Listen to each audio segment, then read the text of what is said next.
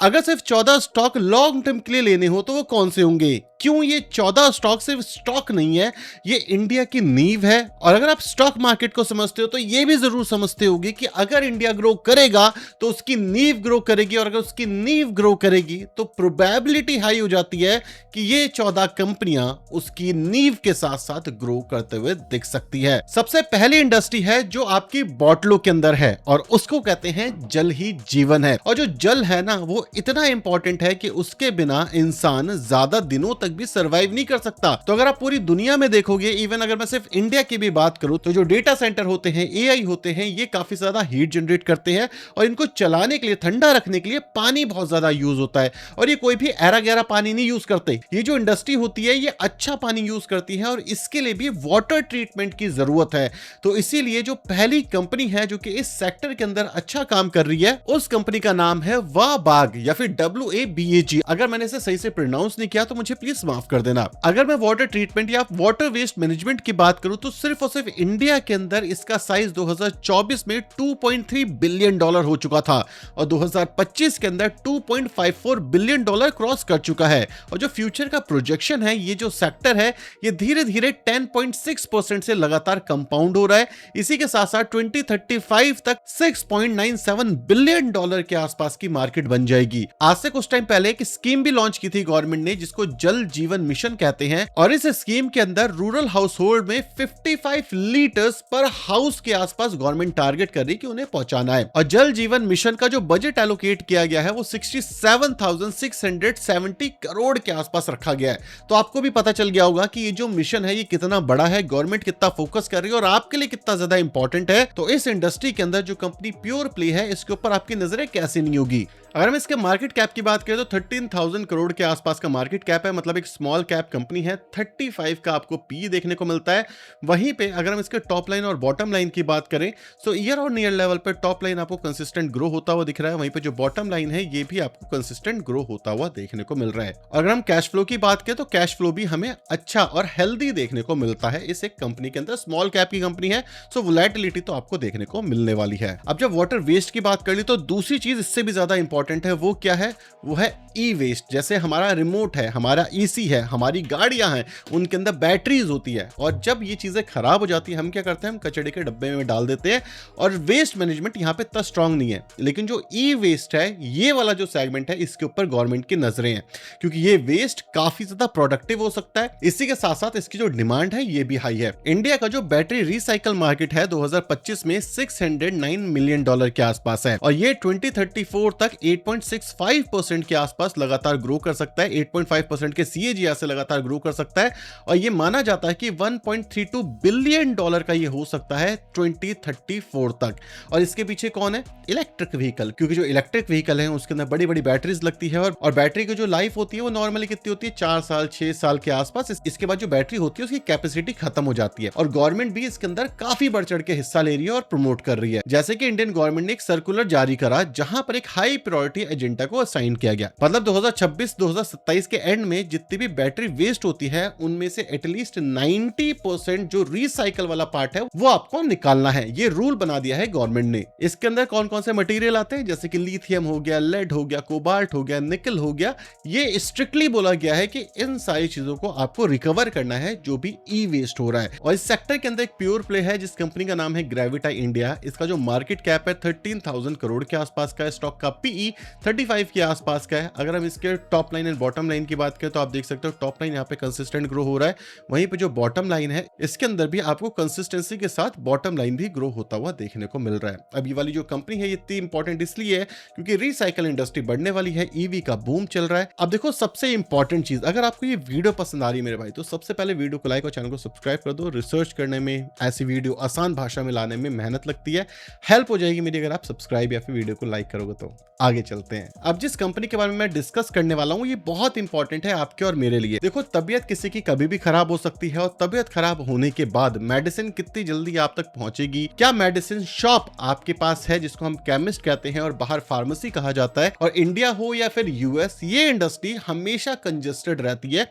यहाँ पे growth opportunity हमेशा रहती है, और जितने ज्यादा लोग उतनी ज्यादा ग्रोथ अपॉर्चुनिटी इस इंडस्ट्री के अंदर आती है। तो सबसे पहले बात करते हैं फार्मेसी सेक्टर की। मेड प्लस इंडिया के अंदर सेकंड लार्जेस्ट फार्मेसी रिटेलर है। इसके जो स्टोर्स हैं वो 4930 हैं अक्रॉस 13 स्टेट्स और एक यूनियन टेरिटरी के अंदर, जहां पे ये सर्व कर रही है 750 सिटीज को according to Q2 result FY26। और जो इनके मेनली स्टोर्स हैं वो आपको टियर 1 और टियर 2 सिटीज के अंदर देखने को मिलेंगे। क्यों? क्योंकि यहीं से ऑनलाइन और ऑफलाइन डिमांड सबसे ज्यादा आती है। अगर हम इस कंपनी के मार्केट कैप की बात करें तो 9000 करोड़ के आसपास का मार्केट कैप है, मतलब एक स्मॉल कैप कंपनी है। स्टॉक का PE 43.9 के आसपास दिखता है। अगर हम इसके टॉप लाइन की बात करें तो टॉप लाइन यहाँ पे आपको लगातार ग्रो होते हुए दिख रही है, वहीं पे जो बॉटम लाइन है इसके अंदर भी आपको कंसिस्टेंट ग्रोथ देखने को मिल रही है। अगला सेक्टर काफी इंटरेस्टिंग है और इस समय पे ना काफी ज्यादा बूम भी चल रही है और इंडिया के अंदर ना ये one of the leader companies में से आता है। अब जो डिक्सन टेक्नोलॉजी है ये इलेक्ट्रॉनिक मैन्युफैक्चरर है जिसको हम EMS कंपनी कहते हैं। ये कंपनी 1993 के अंदर इनकॉर्पोरेट हुई थी। इस कंपनी का जो वर्टिकल है इलेक्ट्रॉनिक प्रोडक्ट वर्टिकल, ये कंपनी कंज्यूमर इलेक्ट्रॉनिक बनाती है, लाइट बनाती है, होम अप्लायंसेस बनाती है और close circuit television camera, CCTV camera और मोबाइल फोन्स के अंदर मेनली काम करती है। मतलब इंडिया के अंदर ये जो इलेक्ट्रॉनिक मैन्युफैक्चर वाली कंपनी है जो कि कंज्यूमर से रिलेटेड रिटेल के लिए है, उसके अंदर ये कंपनी मार्केट लीडर है। इस कंपनी के अंदर सबसे बड़ा रिस्क क्या है? Operating profit margin. जैसे ये कम होते हैं एक बड़ा रिस्क आ जाता है। इलेक्ट्रॉनिक प्राइसेस जैसे हाई होते हैं वो एक बड़ा रिस्क आ जाता है इस कंपनी के अंदर। अब बात करते हैं कैसे सेक्टर की, जिसको लेके मैं काफी ज्यादा पॉजिटिव रहता हूं लॉन्ग टर्म पर्सपेक्टिव से, शॉर्ट टर्म पर्सपेक्टिव से।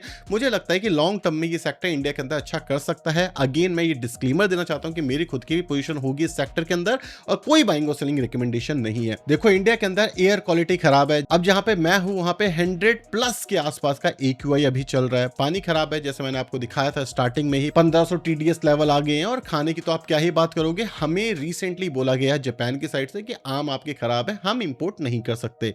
इसका क्या मतलब है कि हम एक ऐसे एनवायरमेंट में रहते हैं जहां पे हम प्रोन हैं कि हमारी जो तबीयत है वो खराब हो सकती है, प्रोबेबिलिटी काफी हाई है। और इसी वजह से मैं सेक्टर के ऊपर बुलिश हूं कि भाई तबीयत खराब होगी तो लोग ज्यादा से ज्यादा कैपेसिटी लगाते हैं, सेविंग को भी निकालते हैं ताकि उनके जो प्रियजन है, माँ बाप है, भाई बहन है, बच्चे हैं, वो सही हो पाए। इसीलिए इंडिया का जो हेल्थ केयर सेक्टर है मुझे लगता है आने वाले लॉन्ग टर्म के अंदर वो अच्छा काम कर सकता है। ये जो कंपनी है ये मल्टी स्पेशलिटी और सुपर स्पेशलिटी हॉस्पिटल के अंदर आती है। So totally 42 health care facilities हैं जहां पर ये 5554 ऑपरेशनल बेड के साथ काम करते हैं। अगर मार्केट कैप की बात करें तो 41,000 करोड़ का मार्केट कैप है। स्टॉक का PE 48 के आसपास आपको देखने को मिलेगा और वहीं पे जो इसका टॉप लाइन है ये आपको कंसिस्टेंट ग्रो होता हुआ दिख रहा है। वहीं पे जो बॉटम लाइन है इसके अंदर भी आपको कंसिस्टेंट ग्रोथ देखने को मिल रही है। इसी के अंदर सेकंड कंपनी आती है ग्लोबल हेल्थ, जिसका मेदांता आपने ब्रांड नेम सुना होगा। और ये जो कंपनी है ये इंडिया के अंदर मल्टी स्पेशलिटी हेल्थ केयर चलाती है। इसके कुछ की कंपोनेंट्स हैं, यहाँ पे इनकी स्पेशलिटीज हैं जैसे कि cardiology, cardiac science, neuro science, oncology, digestive और भी अलग अलग सेक्टर के अंदर। जो मेदांता है इसके पास 6 बड़े हॉस्पिटल है जहां पे गुड़गांव, इंदौर, रांची, लखनऊ, पटना, नोएडा जैसी जगह आती है। और हम इसके मार्केट कैप की बात करें 35,000 करोड़ के आसपास का मार्केट कैप है। स्टॉक का PE 62 के आसपास है,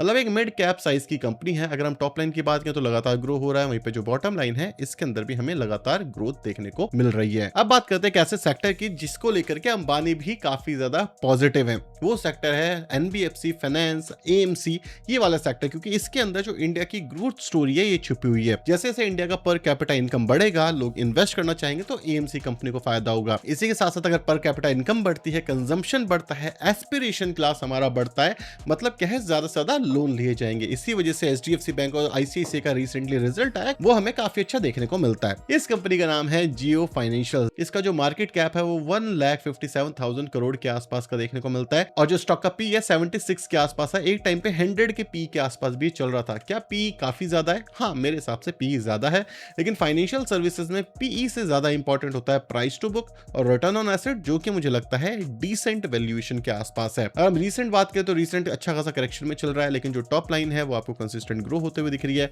वहीं पे जो बॉटम लाइन है इसके अंदर भी आपको कंसिस्टेंट ग्रोथ देखने को मिल रही है। NBFC जो सेक्टर है इंडिया के अंदर ग्रो करने ही वाला है, क्योंकि अब कोई कुछ भी करे लेकिन लोन लेना तो कैसे ही छोड़ सकता है ना। लोग शादियों के लिए लोन ले रहे हैं, कुछ लोग तो घूमने के लिए लोन ले रहे हैं, और इंस्टाग्राम ने लोन लेने की जो आदत है ये सबकी ही खराब करती है, राइट। और जियो के पास जो जियो सिम है उस वजह से डेटा भी काफी ज्यादा है, जिसका यूज करके जियो ऐप के थ्रू लोन भी बांट रहे हैं। आपके ऐप में भी होगा, आप भी जाकर के चेक कर सकते हो कि कितने सारे लोगों ने लोन लिया है जियो से। और इसी सेक्टर के अंदर हमारी दूसरी कंपनी आती है जो कि इसी का उल्टा काम करती है, जो कि सिक्योर लैंडिंग के अंदर काम करती है।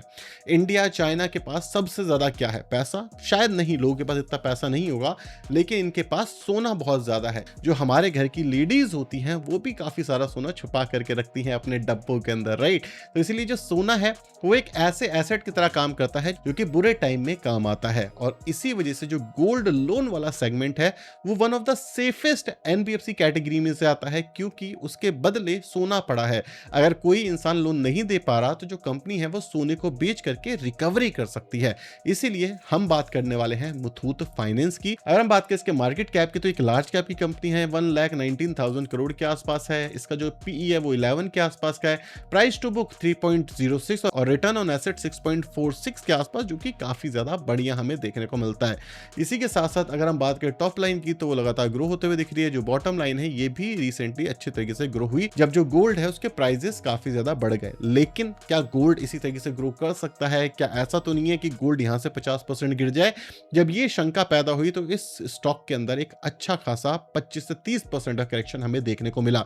मतलब कंपनी के लेवल पर कोई दिक्कत नहीं है, लेकिन जो एसेट इनके लिए प्रोमिनेंट है गोल्ड, उस एसेट के अंदर वोलेटिलिटी आई, जिस वजह से यहाँ पे करेक्शन हमें देखने को मिलता है। और अगर गोल्ड बहुत ज्यादा बढ़ता या कम होता है, इसका इंपैक्ट डायरेक्टली और इनडायरेक्टली इस कंपनी पे भी आएगा। तो गोल्ड कैसा परफॉर्म करेगा लॉन्ग टर्म में, वैसा ही ये कंपनी उससे थोड़ा अच्छा कर सकती है। तो ये आपको समझना पड़ेगा। अब बात करते हैं एक ऐसे सेक्टर की जिसको लेकर के आप और मैं काफी ज्यादा इंपैक्टेड है। स्टॉक मार्केट है तो ये सेक्टर है, अगर स्टॉक मार्केट नहीं है ये सेक्टर नहीं है। सबसे पहली कंपनी है बीएससी, जिसको हम बॉम्बे स्टॉक एक्सचेंज कहते हैं। इस कंपनी का जो मार्केट कैप है 1,48,000 करोड़ के आसपास का। इस कंपनी के बारे में आप ज्यादा जानते होंगे ऑलरेडी। अगर हम टॉप लाइन की बात करें तो लगातार ग्रो होता जा रहा है, बॉटम लाइन की बात करें तो लगातार ग्रो होता जा रहा है। लेकिन यहाँ पे रिस्क क्या है? रिस्क यहाँ पर यह है कि रेगुलेटरी इशू। अगर रेगुलेटरी इश्यूज आते हैं कि भाई मार्जिन आप ज्यादा नहीं दे सकते ऑप्शन ट्रेडिंग के अंदर, तो ये जो सेंटिमेंट है ये खराब करता है और ये गिर जाता है। लेकिन जो कंपनी है ये हाई कैश फ्लो वाली कंपनी है, मतलब अगर ये चाहे तो आपको डिविडेंड भी अच्छा दे सकती है, जिसकी प्रोबेबिलिटी बढ़ जाती है। और इसी सेक्टर में दूसरी कंपनी आती है कि भाई ट्रेड हुआ, डिलीवरी हुई तो कहां जाओगे? डीमैटेरियलाइज फॉर्म में आपका शेयर स्टोर होगा।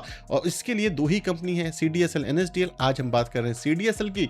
ये कंपनी 28,000 करोड़ के आसपास की है, मतलब एक स्मॉल कैप की कंपनी। स्टॉक का पी 63 के आसपास है। जब भी स्टॉक मार्केट अच्छा करता है ये कंपनी बढ़ती है, जब भी स्टॉक मार्केट बुरा करता है ये कंपनी नीचे जाती है। क्यों? क्योंकि खरीदने वाले कम हो जाते हैं। जब खरीदने वाले कम हो जाएंगे तो ये कंपनी क्या करेगी? लॉस करेगी। लॉस नहीं करेगी तो जो टॉप लाइन है ये थोड़ी सी स्लो आपको देखने को मिलती है। तो टॉप लाइन अगर आप देखोगे तो अभी अच्छे से ग्रो कर रहा है, बॉटम लाइन में थोड़ी सी कमी आई। क्यों कमी है? ऑब्वियसली क्योंकि जो मार्जिन है वो थोड़े से इंपैक्ट हुए, जो वॉल्यूम्स हैं वो थोड़ी सी गिरी। लेकिन अगर मैं इस कंपनी की ही बात करूं तो जब जब ये कंपनी 30-40% के करेक्शन पे दिखे तब एक अपॉर्चुनिटी मिलती है। और देखो 30-40% के करेक्शन के बाद एक डिसेंट रिकवरी हमें देखने को मिलती है। तो जब जब 30-40% का करेक्शन हो, अच्छी वॉच लिस्ट के लिए ये कंपनी बन जाती है। अब मैं आपके साथ 4 ऐसी कंपनी शेयर करूंगा जो कि शायद यूएस के अंदर बहुत ज्यादा डोमिनेट करती है। यूएस की पूरी इकोनॉमी को ये कहीं ना कहीं चलाती हैं। ये कंपनी यूएस की सबसे बड़ी कंपनीज में से है। चाहे आप एआई की बात कर लो, डेटा सेंटर की बात कर लो, इनोवेशंस की बात कर लो, इंडिया को सबसे ज्यादा जो प्रोजेक्ट मिलते हैं, इंडिया का डेटा सेंटर की बात कर लो, इनडायरेक्टली डायरेक्टली हर जगह से ये जो कंपनीज हैं ये लिंक हैं। ये कौन कौन सी कंपनीज हैं इनके बारे में डिस्कस करते हैं। सबसे पहली कंपनी है हमारी Amazon.com। Amazon.com जो है वो एक रिटेल कंपनी नहीं है जहां पे आप सिर्फ और सिर्फ जाके सामान खरीदते बेचते, वो एक उनके बिजनेस का पार्ट है। इनका मेन बिजनेस जो इस समय पे काफी तेजी से ग्रो कर रहा है वो है क्लाउड सर्विसेज। क्लाउड के ऊपर काफी सारा जो डेटा है वो अब चेंज हो रहा है, वो अब जा रहा है, जिसमें इंडियन कंपनीज ने काफी सारा काम किया। एआई आएगा उसमें भी क्लाउड की जरूरत है, तो इसीलिए Amazon.com आपकी वॉच लिस्ट में होना चाहिए। अगर हम बात करें दूसरी कंपनी, इसका नाम है एनवीडिया। ये दुनिया की one of the biggest companies में से आता है। रिसेंटली $4 ट्रिलियन मार्केट कैप इसने क्रॉस कर दिया है। जब हम बात करते हैं चिप्स की, जीपीयूज की, जब हम बात करते हैं एआई की, क्या चाहिए इन सबको? इन सबको चाहिए जीपीयू। कहां से आएंगे जीपीयू? एनवीडिया से आएंगे जीपीयू। एनवीडिया लगातार जीपीयू के अंदर प्रोग्रेस कर रहा है। इवन जो ऑर्डर बुक है ये भी काफी ज्यादा स्ट्रांग है। अगर आप सोचते हो कि एआई चलेगा तो जीपीयू की जरूरत पड़ेगी। जीपीयू कहां से आएगा? एनवीडिया से आएगा। तो एनवीडिया के बिना पूरा एआई वाला जो प्ले है, डेटा सेंटर वाला प्ले है, ये अधूरा है। अगली जो कंपनी है उसका नाम है माइक्रोसॉफ्ट। ये भी यूएस की one of the biggest player है। अगर आप कंप्यूटर चलाते हो तो हम सब ने माइक्रोसॉफ्ट का जो विंडो है उसी से शुरुआत करी है, और माइक्रोसॉफ्ट का एआई है कोपायलट, वो भी ट्रेंड हो रहा है। माइक्रोसॉफ्ट की जो सर्विसेज आती हैं, वर्ड है, डॉक है, एक्सेल है, इन सब के अंदर भी एआई यूज हो रहा है। और दुनिया के अंदर अगर हम ऑपरेटिंग सिस्टम्स की बात करें कंप्यूटर्स के ऊपर, तो एक अच्छा खासा मार्केट शेयर भी ये होल्ड करती है। कोई क्या नया ऑपरेटिंग सिस्टम ओवरनाइट आ जाएगा? चांसेस कम है। तो इसी वजह से ये कंपनी भी आपकी वॉच लिस्ट में होनी चाहिए। एआई का डायरेक्ट प्ले है, इनके प्रोडक्ट्स में एआई यूज हो रहा है ऑलरेडी। कस्टमर जो इनके ऑलरेडी हैं वो अब एआई के प्रोडक्ट्स भी बाय कर रहे हैं। और अगली कंपनी है हमारी मेटा प्लेटफॉर्म, जिसको हम पहले फेसबुक के नाम से जानते हैं। आपको पता है दुनिया के अंदर जो सबसे बड़े सोशल मीडियाज हैं, अगर हम दोनों को कंपेयर कर लें, कंबाइन कर लें, पहला है फेसबुक, दूसरा है इंस्टाग्राम।